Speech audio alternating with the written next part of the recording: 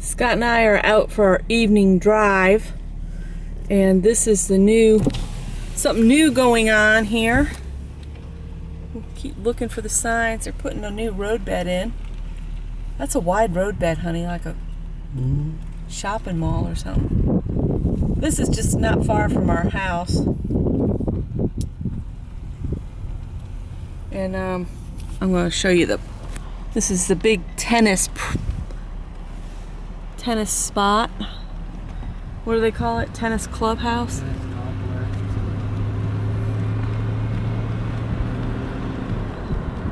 Casey Tennis and Fitness Center at O'Terre Point. I think it should be a vintage electronics repair. Yeah. Lots of tennis courts though. And they let people hold events there, I think, too. But then on this other side, sorry, that's all going to be new development. We don't know what. It's just something new. Stuff. And we like that pretty grass, right? Oh, and we like the purple grass. We got to find out what it is. It looks wispy. And the sun is setting. It looks like one of those good no-maintenance plants that you could toss out, water it a couple times, and then say, well, you're on your own, plant. See ya. I know I can do right on red, but here comes some people off the interstate. No? All right. And the Bluegrass Festival's coming up on October 4th, and Scott and I will probably go and see that. Yes. I'm going to roll my window up. It's finally turned cool. The car says it's 63 degrees Fahrenheit. Oh, and I worked on the car all day Sunday. Yeah, my car had a coolant leak. Yeah, it wasn't just simple stuff. No. But I fixed it. Yeah. So We got all this new development over here. And there's a new it's a new day hospital. Hospital. Outpatient stuff. I think that said they were going to have a couple doctors' offices in there as well. So this is an extension of a street here in our town that takes you out. If you go the other way, it takes you to Amazon's distribution center and Nephron Pharmaceuticals. And directly underneath us is Congaree Creek, where we frequently spot alligators that we've taken photos of. So Yep, there might be an alligator right underneath us. they're probably burrowing into the muck, getting ready for winter. We're just out on our evening. Oh, there's some deer over there. Uh-oh, here. Well, we've already passed them. We've already passed him. He doesn't want to hold the camera. They're off to the edge. So, we're driving down to the boat ramp. Thought we'd drag y'all along with us. So, we haven't spotted anything much. He just spotted a few deer, but they were off in the field, so. This roadway and all of this SCANA facility over here, this was all woods when I was a kid. This was my playground growing up. Yeah. We used to ride our bikes and build forts and have grand adventures off in the woods. Because this road was put in after we got married. Yeah. So late 80s, early 90s is when they put this road in.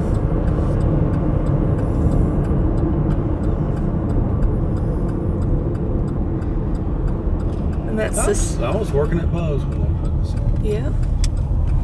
There's the CMC Steel Man. Scott always talks about. Kids now have no imagination. Yeah, when I was a kid, the CMC Steel Man statue would have been wearing bras and panties or scarves and earmuffs and something different every weekend.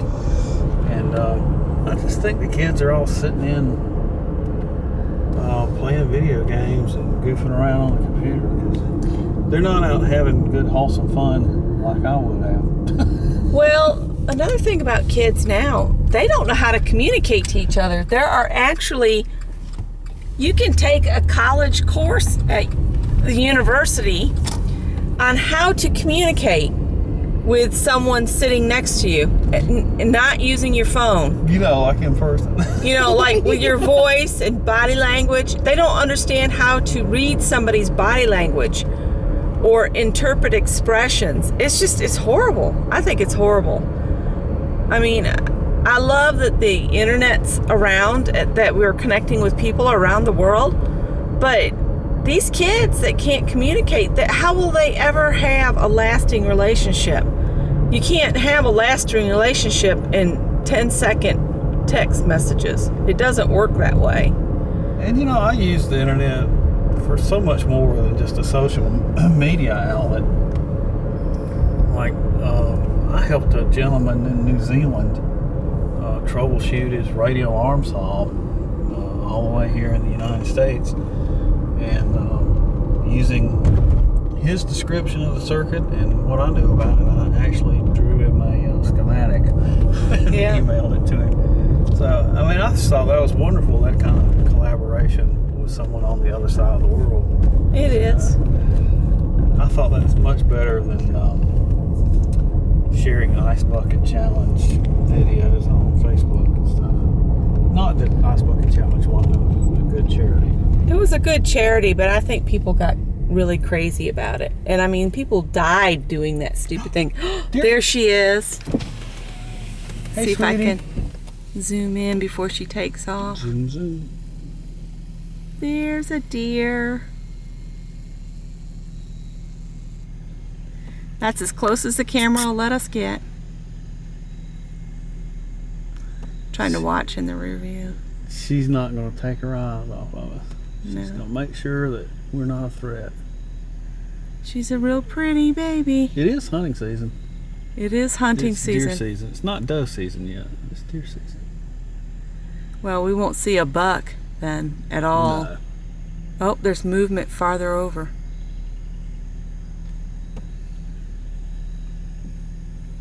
Yeah, we'll see. Well, let me zoom back out so I'm not making y'all totally sick. Probably already did. Sorry, guys. All right, so. One day along here, we spotted a black-faced, Black-faced fox squirrel. and I had never seen one before. And I didn't even recognize it as a squirrel at first. We just stopped and looked at it for a while trying to figure out what kind of creature it was. It was acting like a lemur. Yeah, It really was. like It was something that doesn't belong here at all. Yeah. And we had to research it and look it up, and it found out it was a fox squirrel, black-faced. Its body was gray like the regular squirrels around here, but its head was completely black. It was wild. And about twice the size of our gray squirrels that we have. Yeah, there's a cyclist. Mind the cyclist, dear. Lynn will get a hoot out of that. Yes.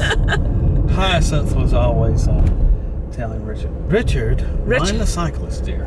Mind the cyclist. Or watch out for those men. Where? Over there, 2 blocks over. They'd be way off. What?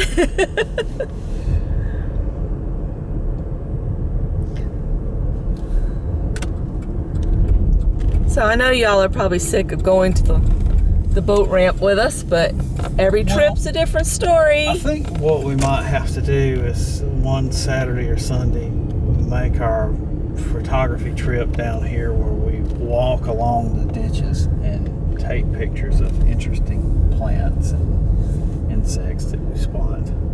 Yeah, it's always interesting to see what happens when we do that.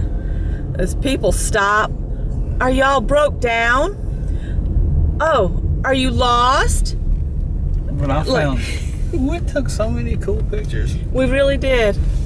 And just things that are ordinary weeds that most people don't think twice about. If you look at them in the right context, sometimes these things can be quite beautiful.